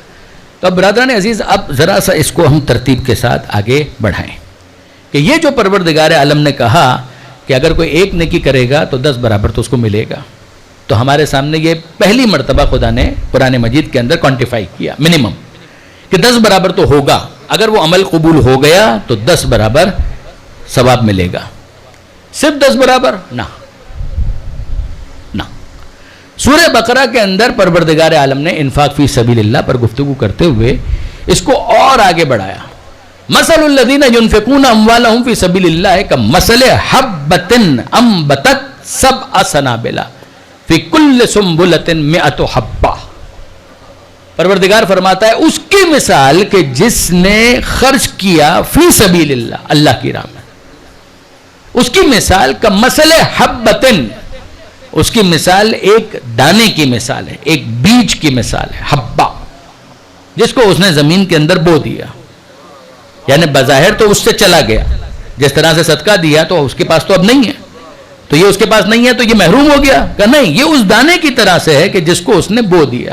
تو جب بو دیا تو نظروں سے تو اوجھل ہو گیا، مگر ابھی اس کو اور بہت کچھ ملنے والا ہے. اس کی آنکھوں سے اوجھل ہو گیا لیکن اور بہت کچھ ملنے والا ہے، بڑھ کر ملنے والا ہے. اور کتنا بڑھ کر ملنے والا ہے؟ کمثل حبۃ، جیسے اس نے ایک دانہ زمین کے اندر بو دیا اور اب اس کا نتیجہ کیا ہے؟ انبتت، اب ظاہر ہے اس نے اگنا ہے. انبتت 7 سنابل، اس سے 7 بالیاں برآمد ہوئی. وہ ایک دانہ چھپ گیا، وہ نظر نہیں آ رہا، مگر اس کی پروڈکٹیوٹی کیا ہے، پروڈکشن کیا ہے، اس کا نتیجہ کیا ہے، اس کا اثر کیا ہے کہ اس ایک دانے سے 7 بالیاں برآمد ہوئی. فی کل سنبلۃ، اور ہر بالی کے اندر 100 حبہ، 100 دانے. وہ ایک دانہ گیا، وہ نظر نہیں آ رہا، مگر اس کا اثر کیا ہے؟ پہلے 7 بالیاں نکلی اور وہ 7 بالیاں کیریئرز ہیں کہ جن کے اندر مزید دانے لگیں گے. اور کتنے لگیں گے؟ فی کل سنبلۃ، ہر بالی کے اندر 100 دانے لگیں گے. تو تمہیں تو یہ لگ رہا تھا کہ وہ ایک دانہ چلا گیا، وہ گیا نہیں. جب خدا کی راہ میں دیا تو کیسے چلا گیا؟ وہ تو محفوظ ہوگا اور پھر پروردگار اسے پروان چڑھائے گا. اور اس طرح سے کہ 7 بالیاں، ہر بالی کے اندر 100 دانے. تو اب یہ کتنا ہو گیا؟ جب 7 بالیاں ہیں، ہر بالی کے اندر 100 دانے، تو 700. وہاں تھا من جاء بالحسنہ، اگر کوئی ایک نیکی کرے گا تو 10 برابر تو دیں گے. یہ میکسیمم نہیں تھا، یہ منیمم تھا کہ اتنا تو ملے گا ہی، مگر اس میں اور کتنا اضافہ ہو سکتا ہے؟ کہ 700 ٹائمز اضافہ ہو سکتا ہے. 700 گنا، 700 گنا اضافہ ہو سکتا ہے. کہاں 10 گنا، کہاں 700 گنا. یہ تو اور زیادہ، اتنا تو پے بیک کوئی نہیں کرے گا، یعنی اتنا ریٹ آف ریٹرن تو آپ کو کہیں نہیں ملے گا، کسی انویسٹمنٹ میں نہیں ملے گا کہ جتنا پروردگار عالم آفر کر رہا ہے۔ کیا صرف 700؟ نہیں، آگے پروردگار فرماتا ہے کہ یہاں پر بھی ہم نے کیپ نہیں لگایا، واللہ یضاعف لمن یشاء، اور اللہ جس کے لیے چاہتا ہے اور زیادہ اضافہ کرتا چلا جائے گا۔ اللہ جس کے لیے چاہتا ہے اور زیادہ اضافہ کرتا چلا، یعنی 700 بھی الٹیمیٹ نہیں ہے، 700 بھی آخر نہیں ہے، اس سے بھی زیادہ کی گنجائش موجود ہے۔ کیا آپ یقین کریں گے روایتوں میں 1,00,000 گنا تک آیا ہے۔ جس نے ایک نیکی کی 10 برابر نہیں، 700 برابر نہیں، اور اضافہ کریں گے کتنا؟ روایتوں میں اس پر بھی نہیں کہہ رہا کہ کیپ لگا دیا، نہ 1,00,000 گنا تک کا بھی حوالہ آیا ہے، 1,00,000 گنا تک کا بھی حوالہ آیا ہے۔ تو اب برادران عزیز ذرا غور فرمائیے کہ یہ 1,00,000 گنا تک، وہ 700 گنا تک، وہ 10 گنا سے کم تو کچھ بھی نہیں۔ اگر قبول ہو گیا تو minimum rate of return 10 Times تو ہے پروردگار کی طرف سے۔ تو اب میں پوچھ رہا ہوں کہ اس کی وجہ کیا ہے؟ جتنا خلوص بڑھتا جائے گا اتنا ہی ریٹرن بھی بڑھتا چلا جائے گا، جتنا خلوص بڑھتا جائے گا اتنا ہی ریٹرن بھی بڑھتا چلا جائے گا۔ تو اب برادران عزیز اگر خلوص بڑھ رہا ہے 10 گنا، خلوص اور بڑھ گیا تو 700 گنا، خلوص اور بڑھ گیا 1,00,000 گنا، تو اب حیران نہیں ہونا چاہیے کہ اگر کوئی پورا نفس بیچ چکا ہو تو ضربت کا وزن اتنا ہو جائے کہ جن و انس کی عبادتیں مل کر اس کا مقابلہ نہ کر سکے۔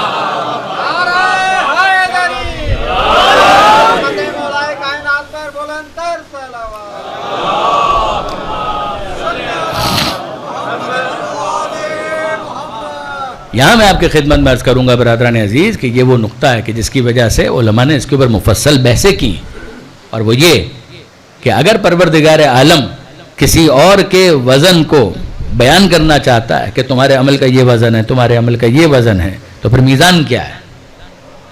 پھر میزان کیا ہے؟ کس پر اسے تولا جائے گا؟ کیسے تولا جائے گا؟ میزان ہر جنس کے اعتبار سے مختلف ہوتی ہے، علماء نے اس پر بہت بات کی۔ میزان ہر جنس کے اعتبار سے مختلف ہوتی ہے۔ ظاہر ہے کہ اگر آپ سیب تولنا چاہتے ہیں تو اس کی ترازو مختلف ہوگی۔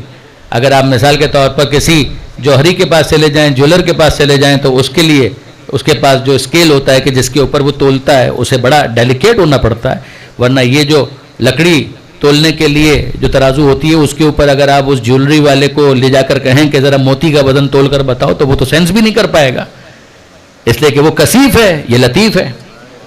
جو کثیف ہے آبجیکٹ تو اس کے لیے جو ترازو ہے اسے بھی کثیف ہونا چاہیے، جو لطیف آبجیکٹ ہے اس کو تولنے کے لیے جو ترازو ہے اسے بھی لطیف ہونا چاہیے۔ آپ فزکس کی لیبارٹری میں چلے جائیے، وہاں پر بھی پینز ہوتے ہیں کہ جس کے اندر مختلف ویٹس رکھے ہوتے ہیں، وہاں پر بھی کچھ نہ کچھ تولا جا رہا ہوتا ہے۔ اس کے اوپر اگر آپ لکڑی لے جا کر رکھ دیں گے تو پروفیسر آپ کو لیبارٹری سے ہی نکال دیں گے کہ یہ ہم نے ترازو اس لیے بنائی تھی کہ آپ اس کے اوپر لکڑیاں لا کر رکھیں تاکہ یہ ٹوٹ جائے، تو وہ تحمل ہی نہیں کر پائے گا۔ آپ نے غور فرمایا؟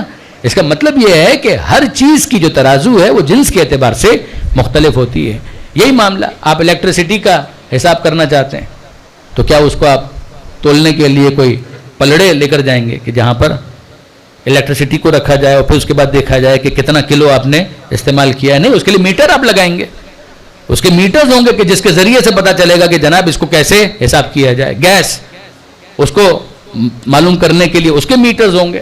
تو ہر چیز کو جاننے کے لیے کہ کتنا خرچ ہوا، کتنا اس کا وزن ہے، اس کو جاننے کے لیے اس کی میزان مختلف ہوتی ہے۔ اور پھر یہاں پر علماء جو مثال بیان کرتے ہیں وہ خود علم رموز کی ہے کہ اگر آپ اشعار کے حوالے سے بھی دیکھیں تو یہ ہوتا ہے نا، شعرا جو بات کہتے ہیں کہ یہ شعر موضوع ہیں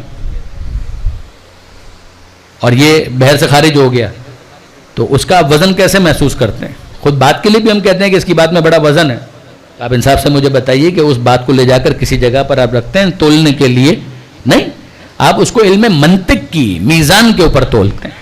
تو تھوڑی دیر پہلے بھی میں نے کبرا و صغرا کی بات کی تھی، تو علم منطق جو ہے اس کا دوسرا نام ہے علم المیزان، کہ اس کے اندر بات کو جھانچنے کا معیار طے کیا جاتا ہے، اشکال اربع، کہ جس کے اندر پہلی شکل جو ہے سب سے زیادہ متداول ہے، کہ جس کی مثال بھی میں عرض کر چکا۔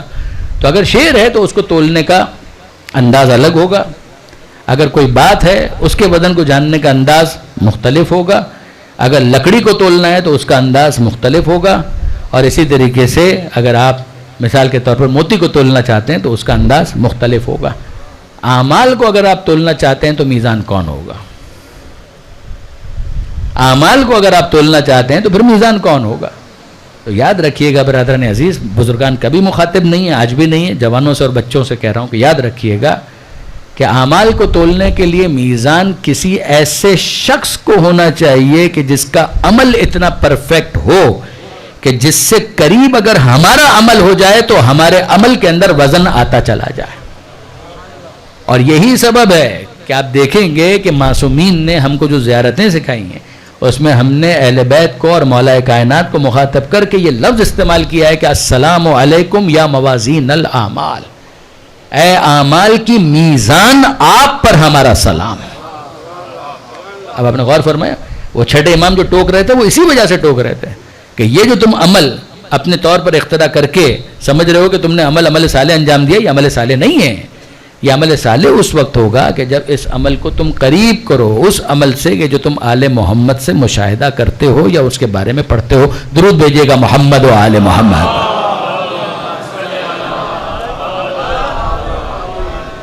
اب نماز جتنی آل محمد سے قریب ہوتی چلی جائے گی اتنا ہی اس نماز کے اندر بھی وزن آ جائے گا۔ روزہ جتنا آل محمد کے روزے سے مشابہ ہوتا جائے گا اتنا ہی اس کے اندر بھی وزن آتا جائے گا۔ حج ہو تو حج جتنا آل محمد کے حج سے قریب ہوتا جائے گا اتنا ہی اس کے اندر بھی وزن پیدا ہوتا چلا جائے گا۔ یہ ہے میزان۔ ہاں یہ طے ہے کہ جس کو میزان بنایا ہے خود اس کا عمل سب سے اوپر ہوگا، اور یہ بھی ریزن ہے کہ یہ کہا گیا کہ ایک ضربت کا وزن اگر ثقلین کی عبادت سے زیادہ ہے تو وہاں پر تول ہی کا تو بتایا تھا پیغمبر اکرم نے کہ ذرا دیکھو کہ اس ایک ضربت کا اتنا وزن ہے، تو تم جتنے بھی اعمال انجام دے لو ان کے اعمال کے وزن سے زیادہ وزن ہونے والا نہیں ہے۔ بس ایک وہ چیز ہے کہ جس کے ذریعے سے میں منزل مصائب سے قریب ہونا چاہوں گا۔ ظاہر ہے کہ آج ذکر تو ہمیں خود امام مظلوم کا کرنا ہے، مگر علامہ سید علی نقی صاحب نے ایک مرتبہ ایک جملہ کہا تھا وزن ہی کے حوالے سے کہ اب یہ تو میرے مولا فیصلہ کریں گے کہ خیبر کے در کا وزن زیادہ تھا یا اصغر کے لاشے کا وزن زیادہ۔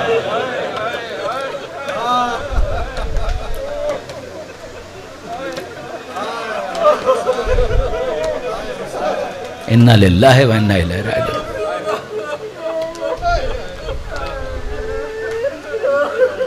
کہ جس کے پاس یہ صلاحیت ہے کہ وہ تول کر بتا سکے، علی ہیں، نبی ہیں، یہ مولا بتائیں گے کہ خیبر کے در کا وزن زیادہ ہے یا اصغر کے لاشے کا وزن زیادہ۔ کبھی آپ نے یہ انداز نہیں دیکھا ہوگا کہ حسین کربلا میں 7 مرتبہ آگے بڑھے 7 مرتبہ پیچھے آئے۔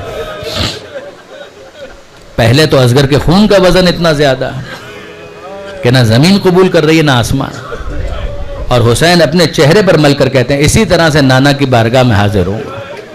اور پھر اس کے بعد اگلا مرحلہ کہ ماں کو کیسے بتائیں، زبان نہیں اٹھ رہی ہے کتنا وزن ہے، زبان نہیں اٹھ رہی کتنا وزن ہے کہ رباب تیرے لال کو میں پانی نہ پلا سکا۔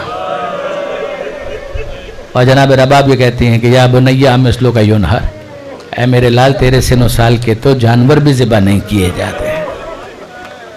اور پھر حسین مظلوم رخصت آخر کے لیے خیمے میں تشریف لائے۔ اصغر کو سپرد لحد کرنے کے بعد جب خیمے میں آئے ہیں اور رخصت آخر کے لیے تو جناب فضہ سے مخاطب ہو کر کہا کہ اماں فضہ ادھر تشریف لائیے، ایک کام ہے آپ سے۔ جناب فضہ نے کہا کہ ہاں حسین کیا کام ہے؟ کہ ذرا اس خیمے میں جائیے گا، ایک صندوق ہوگا اس میں سے ایک لباس کہنا پرانا لباس ہے وہ لے کر آئیے گا۔ جب جناب فضہ جانے لگی تو حسین کہتے ہیں کہ اماں ایک زحمت کیجیے گا زینب کو پتہ نہ چلے، زینب کو خبر رہو۔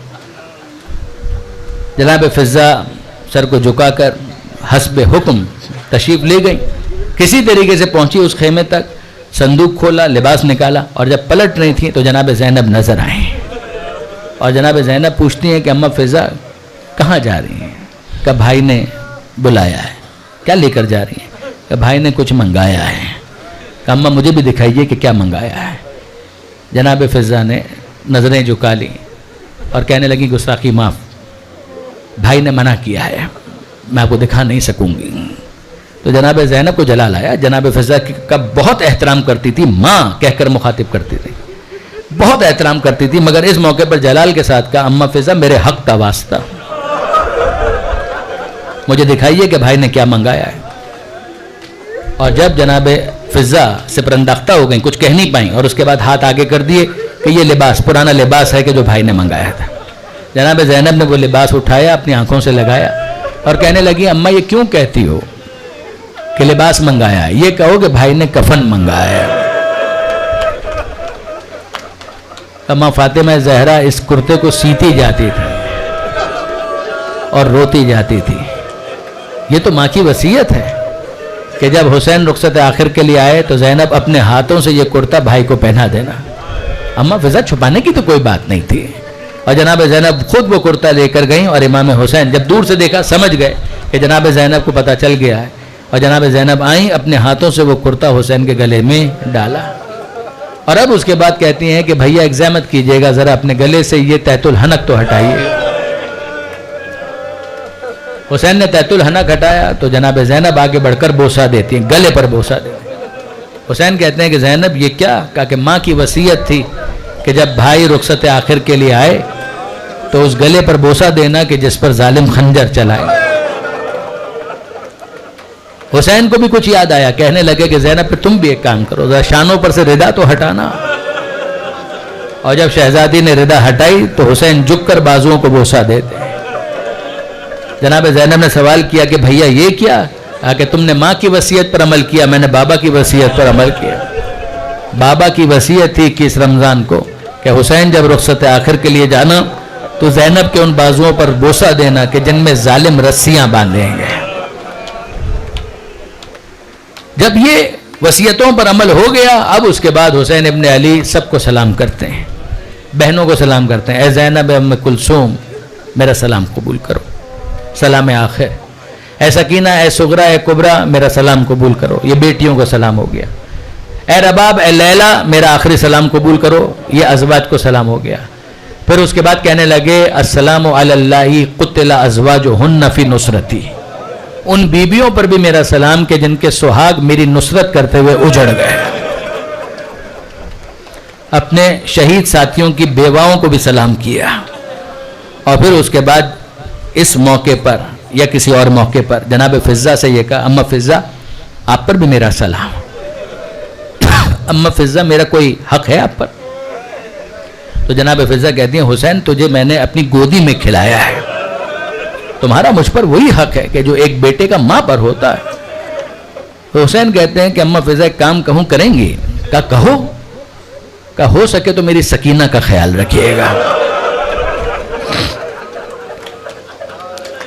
ہو سکے تو میری سکینہ کا خیال رکھیے گا. جناب فضا نے قبول کر لیا. اور کہتے ہیں علماء کہ بعد میں جب کوئی سکینہ کو تماچا مارنے کے لیے آگے بڑھتا تو فضا اپنا رخسار آگے کر دیتی اور کہتی تھی حسین اس بچی کو میرے حوالے کر کے گئے. مجھے نہیں معلوم کہ فضا کتنی کامیاب ہوئی, اگر مکمل کامیاب ہو جاتی تو سکینہ کے رخسار زخمی نہ ہوتے, کانوں سے گوشوارے نہ نوچے جاتے. اور اب حسین ابن علی مقتل کی طرف آگے بڑھتے ہیں اور ذوالجناح کے اوپر سوار ہوتے ہیں. کتنے یاد آئے وہ ساتھی کہ جنہوں نے وفا کا حق ادا کر دیا. تو کہنے لگے یا ابطال الصفا و یا فرسان الحیجا, اے میرے شیروں, اے میرے دلیروں, ما لکم انادیکم فلا تجیبونی, تمہیں کیا ہو گیا, میں تمہیں پکارتا ہوں تم جواب کیوں نہیں دیتے؟ ابھی کچھ دیر پہلے کی بات ہے میں اشارہ کرتا تھا تم دوڑے چلے آتے. کیا سبب ہے کہ اب میں بلا رہا ہوں تم آتے کیوں نہیں؟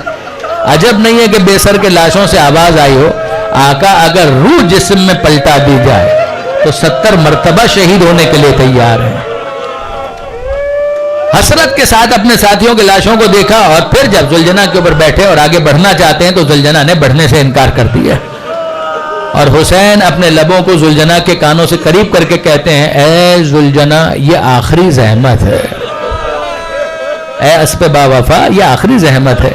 ذوالجناح زبان بے زبانی سے متوجہ کرتا ہے. حسین دیکھتے ہیں کہ پچھلے پیروں سے سکینہ لپٹی ہوئی فریاد کر رہا ہے, اے ذوالجناح میرے بابا کو مقتل میں نہ لے جا, صبح سے جو گیا وہ پلٹ کر واپس نہ آئے, میرے بابا کو مقتل میں نہ لے جا.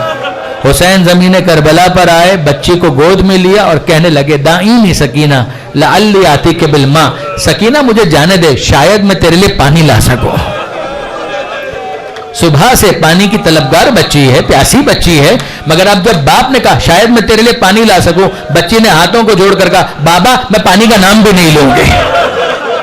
بابا چچا عباس بھی یہی کہہ کر گئے تھے، نہ پانی آیا نہ چچا واپس آئے، بابا مجھے پانی نہیں چاہیے۔ حسین بہلانے کے لیے کہتے ہیں سکینہ تو سینے پر سونے کی عادی ہے، صبح سے تجھے بابا کا سینہ نہ ملا، میں کچھ دیر کے لیے ریگزار کربلا پر لیٹ جاتا ہوں، تو اپنا رخسار میری چھاتی پر رکھ دے، شاید تجھے نیند آ جائے، یہ چند لمحوں کی داستان ہے۔ حسین لیٹے، بچی نے اپنا رخسار باپ کے سینے پر رکھا، آنکھ لگی اور آنکھ کھلی، اور اب کہتی ہیں بابا ذرا مجھے اپنی گود سے اتار دی۔ حسین نے گود سے اتار دیا، کہا جائیے بابا خدا حافظ۔ حسین کہتے ہیں سکینہ ابھی تو مجھے روک رہی تھی، کہا بابا اب نہیں روک سکتی، ابھی آنکھ لگی تو خواب میں دادی فاطمہ زہرا نظر، اور دادی یہ کہہ رہی تھی سکینہ میرے حسین کا راستہ نہ روک، وہ وقت آ گیا کہ جس کے لیے میں نے چکیاں پیس پیس کر حسین کو پالا۔ کہا جائیے بابا جائیے خدا حافظ۔ اور حسین ذوالجناح پر بیٹھ کر جب حملہ کر رہے تھے تو کیا جنگ کی ہے حسین ابن علی نے۔ علامہ رشید ترابی کے الفاظ ہیں کہ فاتح خیبر کا لال کیوں نہ لڑتا، لڑا اور خوب لڑا، جم کر لڑا، بڑھ بڑھ کر حملے کیے، اور پھر یہ کہتے ہوئے حملہ کیا اب بھوکے کی جنگ دیکھو، اب بھوکے کی جنگ دیکھو، اب پیاسے کی جنگ دیکھو، اب اس کی جنگ دیکھو جس کا جوان بیٹا علی اکبر مارا گیا، اب اس کی جنگ دیکھو جس کا جوان بھائی عباس مارا گیا، یہاں تک کہ فرات کے کنارے پہنچے، رکابوں میں پیر دے کر بلند ہوئے اور لاشائے عباس کو مخاطب کر کے کہا عباس تم نے بڑے بھائی کی جنگ دیکھی؟ جب تم لڑ رہے تھے تو میں مرحبا کہہ رہا تھا، عباس بھائی کو مرحبا نہیں کہو گے؟ لاشائے عباس سے تو کوئی آواز نہ آئی، خیمے کے پاس سے زینب پکاری مرحبا یا ابن رسول اللہ، اے فرزند رسول کوئی مرحبا کہنے والا نہ ہو، یہ ماجائی تو موجود ہے۔ حسین زخمی ہے، زخمی ہوتے چلے، گھیر کر حسین مظلوم پر حملہ کیا گیا، اور پھر حسین ابن علی زخمی حالت میں یہ صدا سنتے ہیں یا ایتھا النفس المطمئنہ، اے نفس مطمئنہ ارجعی پلٹا الی ربک راضیۃ مرضیہ، اپنے رب کی بارگاہ میں۔ لڑتے لڑتے آپ کا امام زخمی ہوا، اور زخمی ہوا اور کیفیت یہ ہے کہ ذوالجناح پر ڈگمگا رہے ہیں، مگر اس کے باوجود گرے نہیں، اور یہاں عمر سعد نے حملہ کرنے کا حکم دیا، تیروں کی برسات ہوئی ہے، جس کے بعد حسین زمین کربلا پر آئے، اور جب زمین کربلا پر گرے ہیں تو نہ زین پر تھے نہ زمین پر تھے، پورا جسم حسین تیروں پر معلق تھا، پورا جسم حسین تیروں پر معلق تھا، یہاں تک کہ بعض علماء کہتے ہیں کہ ہاتھوں سے زور لگایا تو سینے کے تیر پشت سے باہر نکلے، اور اب حسین ابن علی اپنی پیشانی کو سجدہ معبود میں رکھ کر آخری مناجات کر رہے ہیں کہ الہی قد وفیت بعہدی فاوف بعہدک، مالک میں نے اپنا وعدہ پورا کیا، اب تو اپنے وعدے کو پورا کر۔ حسین نے سجدے سے سر نہیں اٹھایا، وہ شمر کا خنجر چلا، وہ حسین کا خون بہ بہ کر ریگزار کربلا میں جذب ہونے لگا، اور فضا میں آواز گونجی الا قد قتل الحسین بکربلا، الا قد ذبح الحسین بکربلا۔